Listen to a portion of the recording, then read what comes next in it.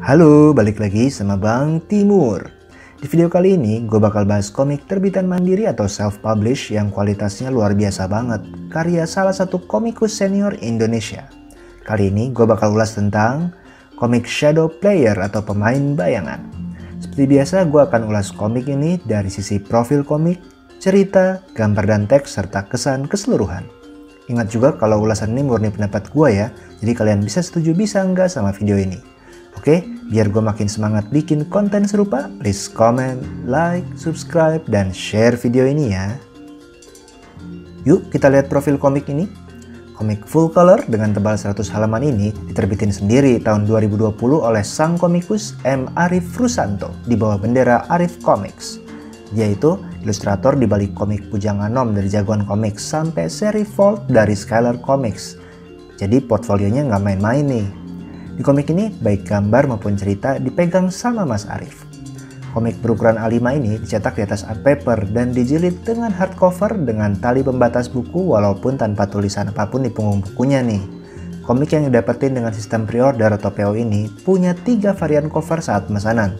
Untuk yang gue pesen ada gambar si tokoh utama Krishna dengan siluet tokoh pewayangan yang bisa dia panggil di belakangnya. Sedangkan 2 cover lainnya lebih fokus ke karakter Krishna dan varian lain di mana Krishna dikelilingi oleh bayangan wayang.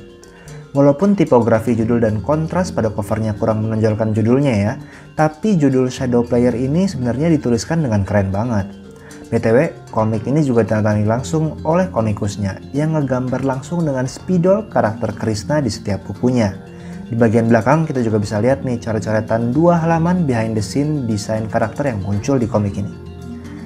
Terus juga nih, di bagian belakang komik ini ada testimoni dari para pendiri Skylar Comics yaitu Marcelino dan Aswin.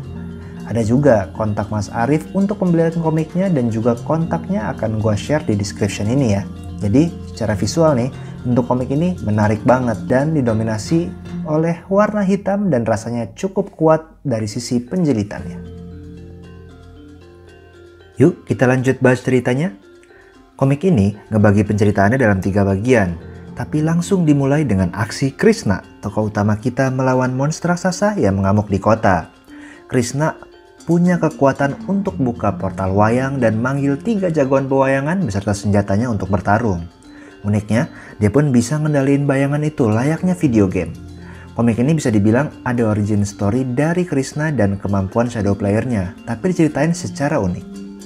Shadow Player diceritain lewat aksi full action yang diselingi sama flashback atau kilas balik tentang kehidupan Krishna dari kecil, latar belakang keluarganya, sampai akhirnya dia dapetin kekuatan Shadow Player ini. Arif Rusanto berhasil menata tempo cerita dengan sangat baik, di mana adegan drama yang sebagian besar flashback itu menjadi penyeimbang aksi-aksi luar biasa dari Krishna tanpa harus membuat pacingnya terlalu melambat. Karena nggak banyak karakter yang diceritain di komik ini, kita jadi benar-benar paham nih gimana perjuangan hidup Krishna sang protagonis utama dan memperjelas motivasinya dalam melakukan tindakan heroik itu. Krishna yang hobi main game tapi berasal dari keluarga dalang ini seakan-akan memang ditakdirkan buat pakai kekuatan Shadow Player. Dalam satu buku ini pun Krishna mengalami suatu karakter arc yang merubah dirinya, bahkan mempengaruhi bagaimana dia menempatkan kekuatan yang dia miliki. Komik ini bisa dibilang adalah kisah yang karakter driven atau digerakkan oleh sang protagonis utama. Tokoh antagonis di sini nggak terlalu dieksplorasi karena emang adalah monster yang mengamuk doang nih. Tapi mungkin misteri dari mana monster ini muncul akan dilanjutin di volume berikutnya. Yang menarik juga ada para karakter pendukung yang walaupun nggak muncul secara dominan, tapi memberi dampak yang signifikan buat pengembangan cerita dan karakter Krishna. Bahkan ada tokoh lain yang bikin kita penasaran banget dan pengen tahu gimana kisahnya selanjutnya. Bisa dibilang komik aksi ini punya penceritaan yang efektif dan sangat solid sehingga menyenangkan untuk dibaca bahkan jika kita baca lagi berulang-ulang kali. Sekarang kita masuk ke gambar dan teksnya ya. Kalau boleh jujur, gue adalah salah satu fans untuk gaya ilustrasi Mas Arif Rusanto. Walaupun karyanya banyak dipengaruhi oleh gaya barat, tapi portfolionya menggambarkan betapa luasnya gaya gambar sang komikus. Lihat aja gaya gambar di Skylar Comics dan komik Jaka dan Pusaka. Walaupun beda, tapi kita bisa ngerasain kalau keduanya digambar oleh artis yang sama. Dalam komik Shadow Player ini, rasanya Mas Arif bahkan mendorong gaya gambarnya ke level yang lebih tinggi dan artistik. Gue nggak tahu pasti apa yang dia pakai nih buat gambar ilustrasi komik ini.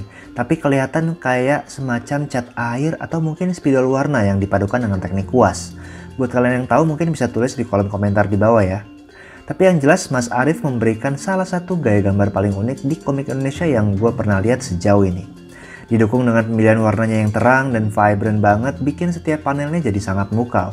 Shading warna dan garis aksi tiap momennya juga menambah kedalaman dari gambarnya sehingga benar-benar memanjakan mata. Adegan flashback dibuat sangat atmosferik dengan nuansa warna coklat kemerahan yang bikin kayak gambar lawas. Efek lain yang bikin gue geleng-geleng kepala tuh kayak semacam efek serpihan atau puing saat terjadi tumbukan benda, senjata, atau ledakan di beberapa panel. Gue ngerasa ini pakai teknik yang beda, jadi terlihat kayak cipratan tinta yang terkendali gitu. Mas Arif benar-benar bereksperimen sih di komik ini. Untuk panel di komik ini terbilang sederhana, tapi pemilihan momennya sangat mukau, baik di panel drama atau aksi. Kayaknya tiap halaman itu bisa gitu dipajang buat jadi lukisan di pameran. Sekeren itu emang.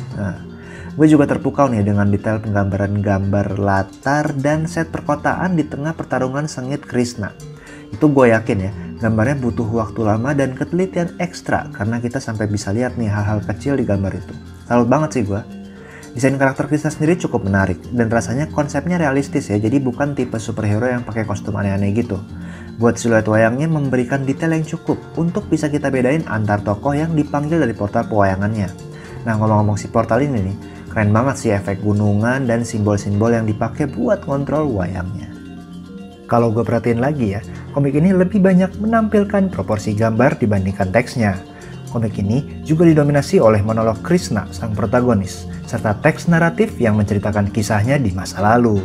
Dan tentunya, karena ceritanya fokus sama Krishna, minim sekali percakapan antara dua tokoh terjadi. Jadi, dari sisi teks, penataan balon kata dan font yang digunakan cukup nyaman dibaca. Bahasa yang dipakai pun semi formal ya, jadi nggak terkesan kaku. Efek suara juga banyak muncul, yang kayaknya ditambahkan secara digital nih. Ceritanya pun mencapai konklusinya di akhir, jadi bisa dibaca sebagai cerita one shot yang langsung tamat walaupun semesta Shadow Player berpotensi untuk dieksplorasi lebih jauh ke depannya. Jadi, gimana kesan gue komik ini? Komik Shadow Player membuat konsep komik wayang yang banyak dibahas menjadi lebih relevan dan kembali menarik. Penceritaannya yang lugas membuat alurnya mudah dimengerti tanpa mengurangi keseruan membaca, yang tentunya didukung oleh gambar yang luar biasa sinematik dan keren layaknya lukisan. Memang karya Mas Arif Susanto ini belum pernah mengecewakan sih menurut gua sampai saat ini, dan pastinya jadi komik yang perlu dibaca dan dikoleksi oleh para penikmat komik Indonesia. Oke, mungkin itu dulu dari gua. Jangan lupa untuk tetap baca dan dukung terus komik Indonesia yang pastinya nggak kalah seru sama komik internasional ya. Sampai ketemu di video berikutnya. Tschüss.